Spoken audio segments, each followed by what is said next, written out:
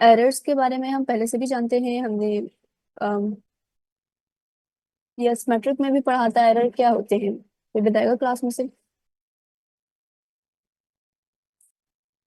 आपका जो आंसर आ रहा है उसको उत्तर रखें और दोनों में आप डिफरेंस देखें, जो डिफरेंस आ रहा है हम उसको कहेंगे एरर है। अब देन सिस्टमेटिक एरर एंड जो बाकी दूसरे एरर्स के बारे में हमने बात की, ये एरर्स के मुख्तलिफ टाइप्स हैं कि इसकी वजह से ये एरर हो सकता है। अच्छा, कुछ एरर्स इस तरह से होते हैं कि वो सिंपली वहां पे होते हैं, आप उनको रिड्यूस नहीं कर सकते। तो कंप्यूटेशनल फिजिक्स में आप दो तरह के एरर्स करेंगे और इन दो तरह के एरर्स का जो मेन ताल्लुक है वो पाइथन से है, यानी कि उस एल्गोरिथम से है जो कि आप यूज कर रहे हैं, कंप्यूटर की रिस्ट्रिक्शन से है। हम जानते हैं कि कुछ लेटर्स होते हैं या कुछ डिजिट्स होते हैं जो इनफाइनाइटली चलते चले जाते हैं। इसी तरह से कुछ सीरीजेस होती हैं जो कि इनफाइनाइटली चलती चली जाती हैं। अब अगर आपने एक एक पाइथन का प्रोग्राम लिखा है और उसमें आंसर में सीरीज है जो इनफाइनाइटली चलती जा रही है, तो आपके कंप्यूटर के पास या आपके पीसी के पास इनफाइनाइट रिसोर्सेज तो नहीं है।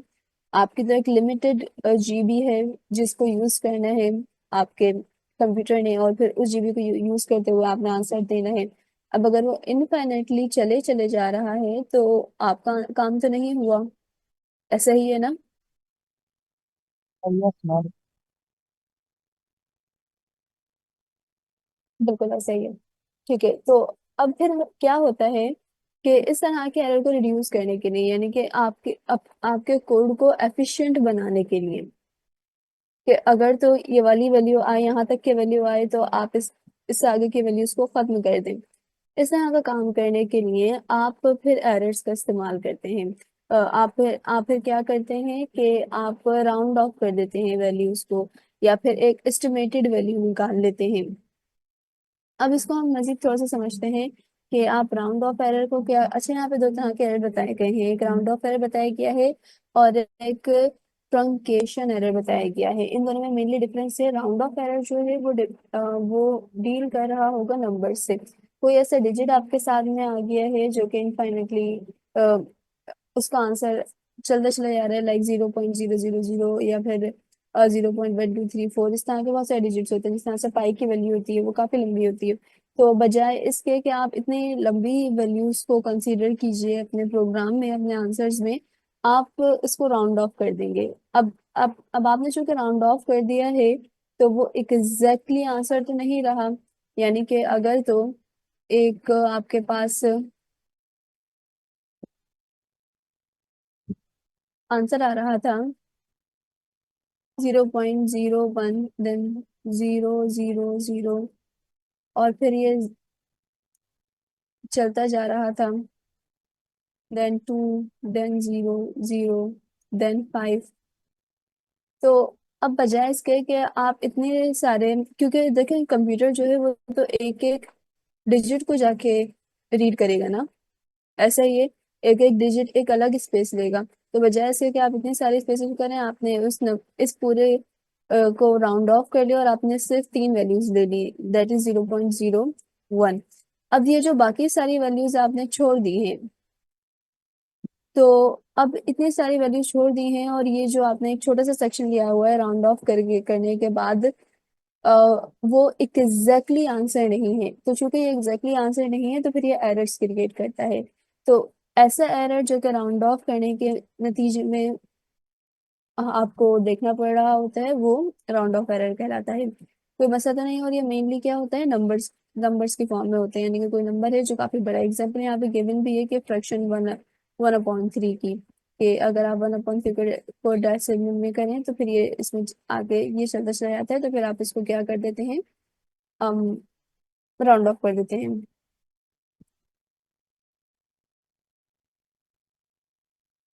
नेक्स्ट है हमारे पास ट्रंकेशन एरर। अब जिस तरह से अभी हमने बात की, इसी तरह से आई एम प्रीटी श्योर कि आपने जब अपने अंडर ग्रेजुएट में मुख्तलिफ किस्म की सीरीजेस को सॉल्व किया होगा, या फिर चले बायनॉमियल थ्योरम भी आपको अगर याद हो, तो आपने इंटरमीडिएट में भी बहुत सारी जगहों पर इस तरह से किया होगा कि बायनॉमियल थ्योरम आप सॉल्व कर रहे होते थे और सॉल्व करते करते आप क्या कहते थे कि ये 1 है और ये एक्स स्क्वेयर है और फिर लेट से डॉट डॉट डॉट। अब अगर तो नेगेटिव में एक्स की वैल्यू होती थी तो आप क्या करते थे कि जो हायर पावर्स हैं एक्स स्क्वायर से, लेट से एक्स क्यूब है और एक्स फोर है एंड सो ऑन, आप इन इन सब पावर्स को निग्लेक्ट कर दिया करते थे। अच्छा, ये एक इनफाइनाइट सीरीज होती थी नॉर्मली। तो आप क्या करते थे, हायर पावर्स को निग्लेक्ट कर दिया करते थे क्योंकि आपका आंसर जो है ऑलरेडी वो छोटा सा होता था, नेगेटिव में होता था, 0.00 करके कुछ आंसर होता था। अब अगर आप उसका स्क्वायर लेंगे तो वो और छोटा आंसर हो जाएगा। अब अगर आप उसका क्यूब लेंगे तो वो और छोटा हो जाएगा। फिर अगर आप उसका फोर्थ पावर लेंगे तो वो और ज्यादा छोटा हो जाएगा। तो आप हायर पावर्स को सिंपली निग्लेक्ट कर दिया करते थे। तो जब आप हायर पावर्स को निग्लेक्ट कर दिया करते थे तो आप इनफाइनाइट सीरीज से भी निकल जाते थे। इस तरह का कोई केस याद है आपको जो आपने सॉल्व किया हो?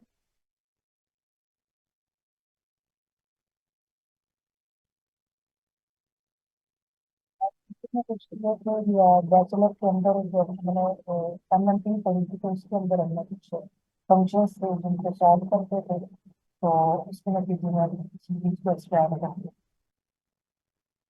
बिल्कुल। इस तरह के काम हमने बहुत सारी दफा किए हैं तो आपको कहीं ना कहीं ये याद ही होगा।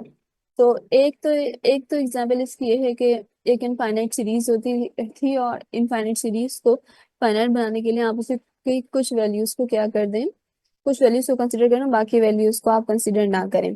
तो अब बाकी वैल्यूज को आपने कंसिडर नहीं किया तो आपका जो आंसर है वो एक एग्जैक्ट सॉल्यूशन तो नहीं रहा, क्योंकि इतनी सारी वैल्यूज को तो आपने कंसिडर ही नहीं किया है चूंकि। तो अब ये आंसर आपका एग्जैक्ट सॉल्यूशन नहीं रहा है, तो इसके इस तरह नतीजे में प्रोड्यूस होने वाले एरर को आप कहेंगे ट्रंकेशन एरर। अच्छा, इसकी एक और एग्जांपल हो सकती है जो मैंने आपको लास्ट टाइम दी थी कि अगर आपको रूट्स, हम एरिया अंडर द कर्व पता करना है यहाँ से लेके यहाँ तक के, तो उसका एक जो हम एनालिटिकल मेथड्स में पता कर दिया करते थे वो क्या करते थे, इंटीग्रेशन निकालने के लिए कि पूरे एरिया को छोटे छोटे इक्वल एलिमेंट्री एरिया में डिवाइड कर दिया करते थे जो कि डेल एक्स होता था, एंड देन उसका समीशन ले लिया करते थे। लेकिन अब फिर हमने बात की कि जरूरी नहीं है कि आपके पास हर कर्व ऐसा हो जिसका आप एलिमेंट्री एरिया निकाल सकें, यानी कि जिसको आप इक्वल हिस्सों में डिवाइड कर सके। तो फिर उसमें क्या होता है, आप इंटरवल्स को कंसिडर करते हैं। एक इंटरवल आपने ये लिया और एक इंटरवल आपने ये लिया और एक इंटरवल, ऑलराइट, आपने दो इंटरवल्स कंसिडर किए हैं। दो इंटरवल्स कंसिडर करने के लिए आपको एटलीस्ट 3 पॉइंट्स ड्रॉ करने पड़ेंगे। इसी तरह से तीन इंटरवल कंसिडर करने के लिए आपको 4 पॉइंट्स कंसिडर करना पड़ेंगे। तो अब हम क्या करेंगे, हम यहाँ से लेके यहाँ तक का डिस्टेंस पता करेंगे। फिर हम क्या करेंगे, चूंकि डिस्टेंस आपका स्ट्रेट लाइन में होगा तो हम यहाँ से लेके यहाँ तक का डिस्टेंस पता करेंगे। अच्छा, अब अगर आप ये छोटा सा पार्ट देखें और यहाँ पे ये पार्ट थोड़ा सा मजीद प्रोमिनेंट है। जब आपने स्ट्रेट लाइन में डिस्टेंस पता किया तो कर्व से जो आंसर था, ये थोड़ा सा आंसर तो आपने इसको कंसिडर ही नहीं किया।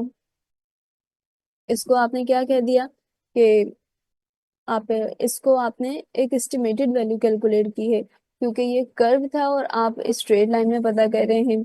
अब जब स्ट्रेट लाइन में डिस्टेंस पता कर रहे हैं तो कोई ना कोई एरर तो फिर आएगा। इस तरह के एरर को हम ट्रंकेशन एरर कहते हैं। न्यूमेरिकल न्यूमेरिकल इंटीग्रेशन में ये इस तरह के एरर्स आना बहुत कॉमन सी बात है।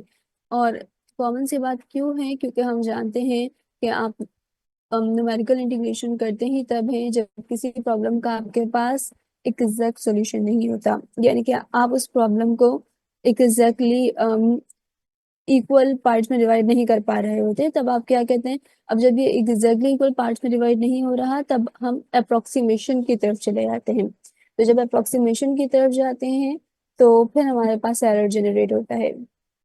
यहाँ तक की बात सही है? जी मैम, ठीक है, बिल्कुल।